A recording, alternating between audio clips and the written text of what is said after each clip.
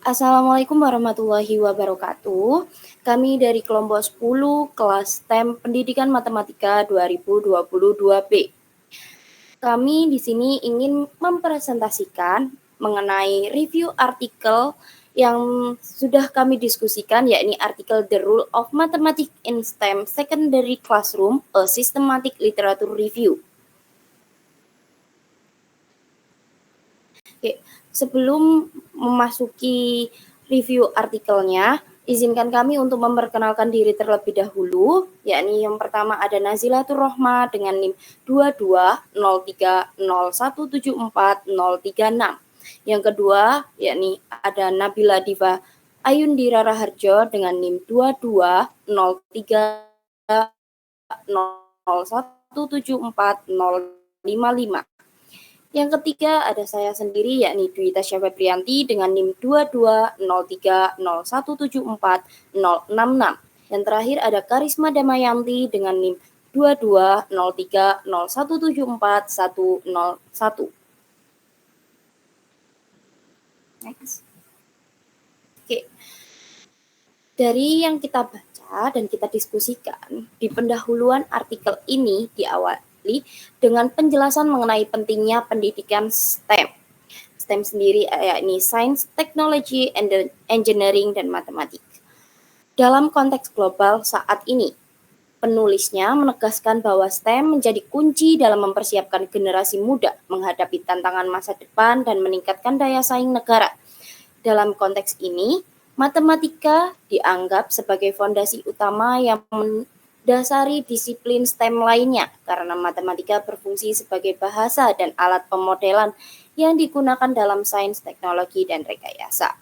Namun, penulis mengidentifikasi adanya ketidakjelasan dan kurangnya perhatian terhadap peran matematika dalam pembelajaran STEM di tingkat sekolah menengah. Next. Oke, jadi untuk fokus penelitiannya sendiri yakni bertujuan untuk mengkaji secara sistematis bagaimana matematika diintegrasikan dan diposisikan dalam pembelajaran STEM di sekolah, khususnya di sekolah menengah. Dan metodologi yang digunakan dalam artikel ini yakni tinjauan literatur sistematis berdasarkan 3 basis data publikasi, yakni yang pertama Web of Science, yang kedua IRIC, dan yang ketiga EWSJO Teacher Referral Center, dengan kata kunci yang digunakan yakni berfokus pada STEM dan matematika di lingkungan sekolah, dikhususkan pada kata kunci tersebut. Nah, keterbatasan metodologinya yakni pencarian mungkin mengecualikan studi menarik yang tidak diterbitkan dalam bahasa Inggris atau di jurnal atau buku yang tidak terdaftar dalam basis data yang disertakan, yang tidak terdaftar di 3 basis publikasi yang tadi saya sebutkan. Studi di luar sekolah juga dikecualikan. Hanya berfokus di studi yang berada di dalam sekolah. Next.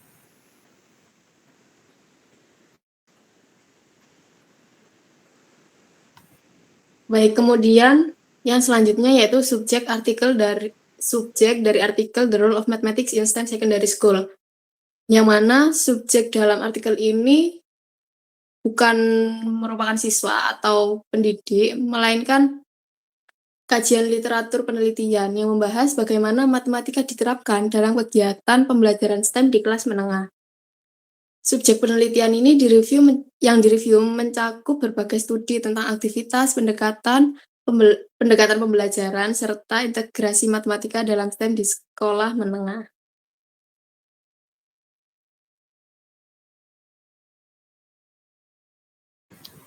Oke, selanjutnya ada poin mengenai kerangka teoritisnya.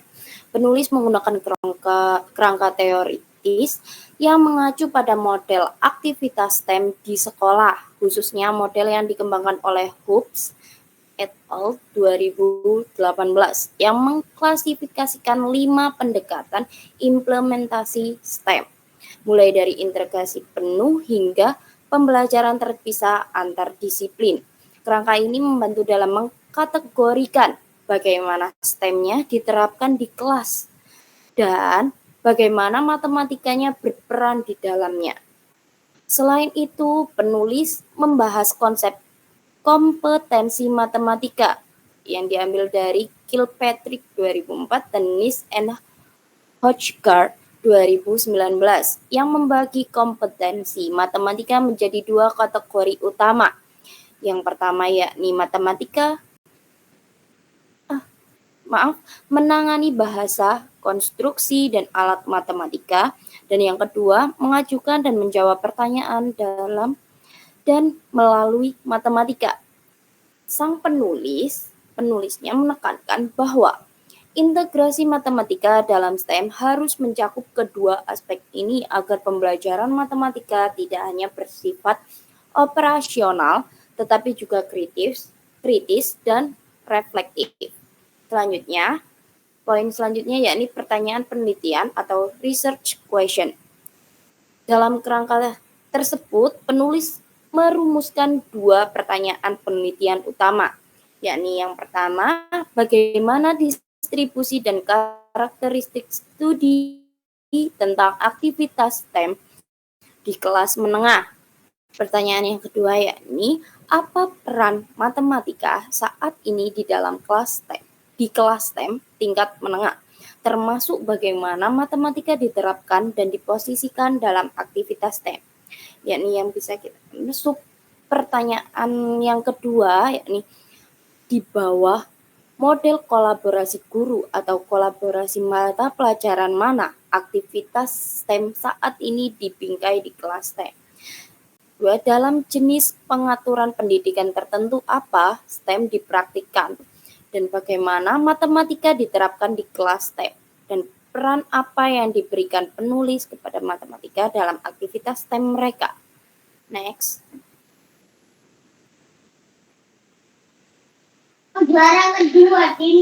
Baik, di sini ada peran dari 4 bidang STEM, yakni Sains, Teknologi, Engineering, dan Mathematics dalam artikel tersebut, terutama di bidang sains, di mana di situ dijelaskan ya ada student are approach to recall how sharing affected by distance and spatial difference, di mana bagian ini menegaskan terkait peran dari sains itu sendiri menjadi dasar konseptual yang kuat di dalam aspek STEM, terutama di dalam konsep fisika, biologi, di mana yang mendasari proyek pembelajaran.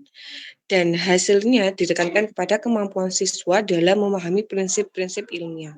Salah satu contohnya seperti kuat arus, resistensi, dan beda sosial yang mana menghubungkannya ke dalam situasi nyata atau secara kontekstual. Sehingga sains itu sendiri tidak berdiri sendiri, melainkan menjadi pijakan dalam pengembangan literasi STEM yang lebih luas.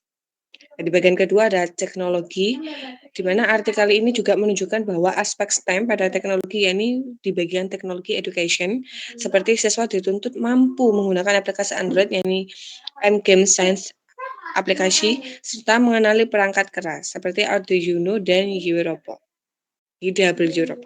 Bagian ini menunjukkan bahwa teknologi diposisikan itu sebagai alat praktis di mana memungkinkan siswa itu dalam menerapkan teori sains dan matematika ke dalam kontekstual atau praktek nyata, sehingga hasilnya itu ditekankan kepada pengembangan keterampilan teknis dan kesiapan siswa untuk menggunakan perangkat digital maupun elektronik. Sehingga teknologi ini menjadi jembatan antara konsep teoritis dan penerapannya dalam kehidupan atau proyek-proyek rekayasa.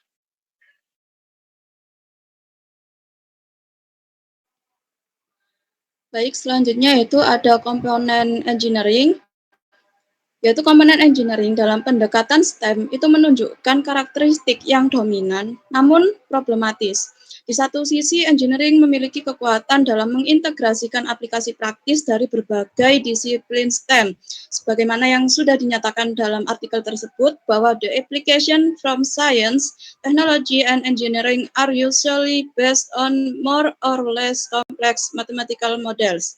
Namun, di sisi lain, dominasi engineering dalam aktivitas modeling dan integrasi yang superficial dapat menghambat pengembangan yang seimbang dari keempat komponen STEM itu sendiri.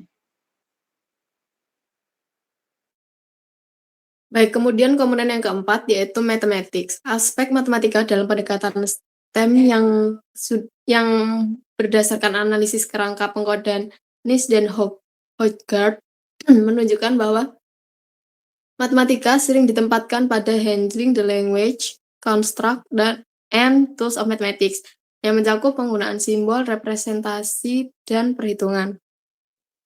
Sedangkan kategori posing and answering question in and by means of mathematics yang menekankan pada pemodelan, penalaran, dan pemecahan masalah di dunia nyata jarang dikaitkan dengan matematika. Hal ini menunjukkan bahwa pembelajaran STEM belum sepenuhnya terintegrasi dan hanya dijadikan disiplin ilmu pendukung yang dapat menyebabkan masalah dalam pengembangan pengetahuan dan keterampilan matematika siswa.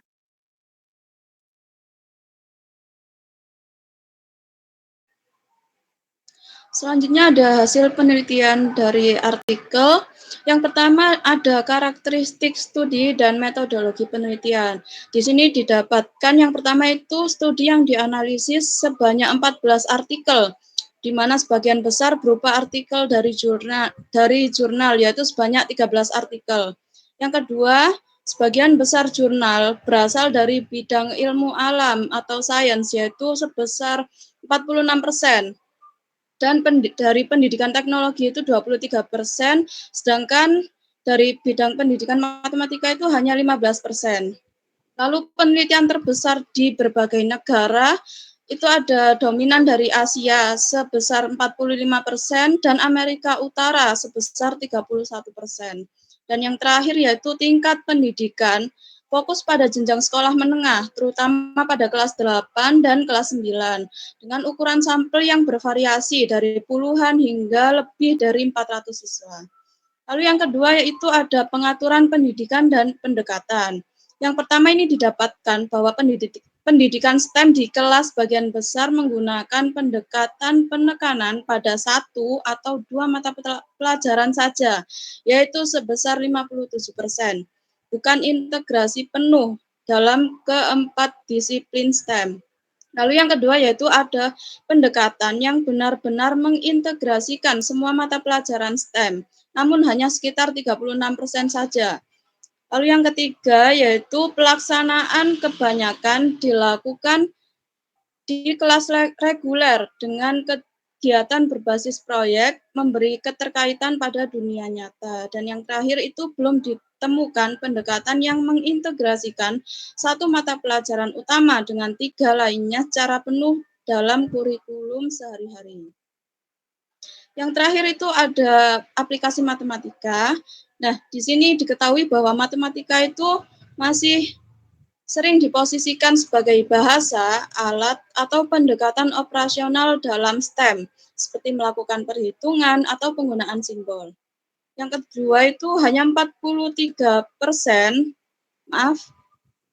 hanya 43% aktivitas matematika yang fokus pada penggunaan bahasa dan alat matematika, sedangkan 57% lebih itu menekankan pada penggunaan matematika untuk mengajukan dan menjawab pertanyaan.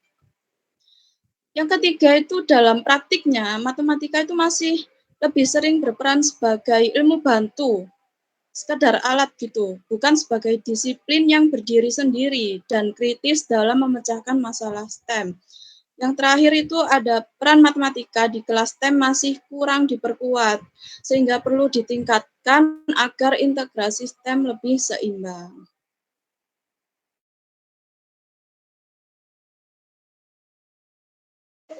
Oke, next di sini kita sudah memasuki terkait kelemahan atau keterbatasan dalam artikel tersebut ya, di mana di sini kami juga mengambil kutipan yang menjelaskan terkait kelemahannya, yakni yang pertama yaitu matematika sering hanya menjadi pendukung atau sebagai alat hitung sebagai prosedural saja. Sehingga implikasinya untuk pembelajaran memberikan peran matematika itu kurang optimal atau kurang menonjol. Sehingga siswa tidak mengembangkan keterampilan pemodelan atau penalaran tingkat tinggi. Next. Yang kedua, adapun kelemahannya sendiri yang sudah kami diskusikan dari kutipannya menjelaskan bahwa integrasi disiplin belum seimbang. Bisa dikatakan bahwasanya artikel ini lebih dominan di bagian sains atau teknologi saja. Kenapa? Karena dari awal juga kelemahannya yang pertama juga kami menjelaskan bahwasanya di sini peran matematika kurang menonjol, sehingga implikasinya untuk pembelajaran cenderung berat sebelah. Sehingga proyeknya itu rata-rata di bagian sains dan teknologi biasa, bukan benar-benar STEM yang integrated learning, di mana 4 aspeknya dikembangkan di artikel ini. Next. Selanjutnya yaitu ada kelemahan yang ketiga, dampak pada literasi matematika itu negatif sudah dipaparkan ya di sini, yaitu NG-nya negatif 0,87 sehingga menandakan bahwasannya itu adalah menurun pada intervensi tertentu. Hal itu berimbas pada pembelajaran di mana desain kegiatan ini akan beresiko tidak memperkuat kompetensi matematis, bahkan bisa menurunkan, sehingga siswa kehilangan kesempatan untuk memperkuat literasi matematis. Next. Oke, dan di sini juga kami juga memberikan kutipan yang langsung bahwasanya variasi konteksnya terbatas. Kenapa terbatas? Karena di sini contoh yang diambil itu hanya di wilayah tertentu, yaitu contohnya Eropa. Sehingga implikasinya untuk pembelajaran sulit untuk digeneralisasikan ke negara atau bahkan konteks pendidikan lain, terutama yang berbeda kondisi sosial atau infrastrukturnya dengan yang dicontohkan yaitu di Eropa. Next. Sehingga yang terakhir ya ini hasilnya itu kurang eksplisit sebagai pemberian strategi yang pedagogis untuk guru. Kenapa hal itu terjadi? Karena guru akan kesulitan untuk menerapkan temuan karena kurangnya panduan praktis dalam menyeimbangkan keempat disiplin STEM.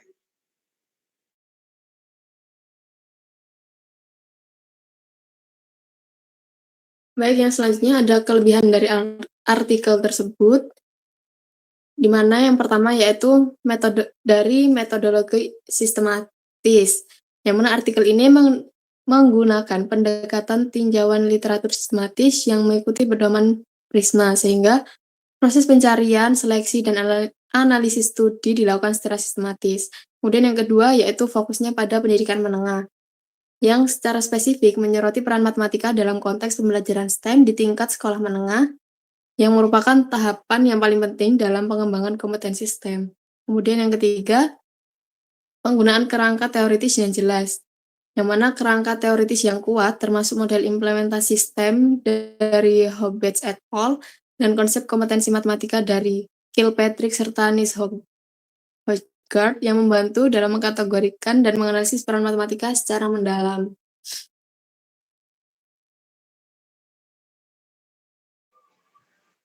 Baik, jadi kesimpulannya, artikel ini memberikan gambaran penting mengenai peran matematika dalam pembelajaran STEM di sekolah menengah yang terbilang masih lemah. Seringkali hanya dipakai untuk perhitungan prosedural, sementara sains dan teknologi lebih dominan. Integrasi antar disiplinnya juga belum seimbang. Bahkan pada beberapa intervensi literasi matematika justru menurun, ditambah lagi dengan keterbatasan metodologis dan konteks penelitian yang sulit digeneralisasi. Temuan ini menunjukkan perlunya upaya lebih lanjut dalam penelitian dan praktik pendidikan untuk mengintegrasikan matematika secara lebih menyeluruh dalam aspek STEM. Penulis juga merekomendasikan pengembangan program pendidikan dan kurikulum yang menempatkan matematika sebagai bagian komponen inti dalam pembelajaran STEM agar kompetensi matematika siswa dapat berkembang optimal.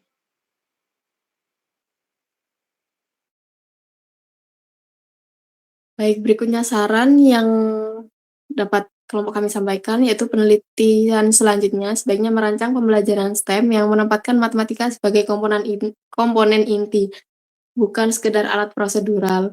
Integrasi antar disiplin ilmu juga perlu diseimbangkan agar 4 komponen STEM yang mana sains, teknologi, engineering, dan matematika berkontribusi secara setara, tidak ada yang berat sebelah. Selain itu, studi dengan metodologi yang kuat, konteks yang lebih beragam, serta panduan pedagogis yang aplikatif bagi guru sangat diperlukan untuk memastikan implementasi STEM di kelas dapat meningkatkan kompetensi siswa secara optimal.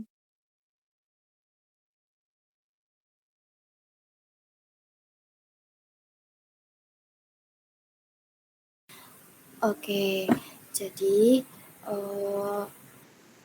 yang kita presentasikan tersebut sudah selesai. Hasil dari diskusi kami berempat, kami ucapkan terima kasih. Jika ada yang ingin ditanyakan, bisa menuliskan di kolom komentar. Sekian dari kami. Wassalamualaikum warahmatullahi wabarakatuh.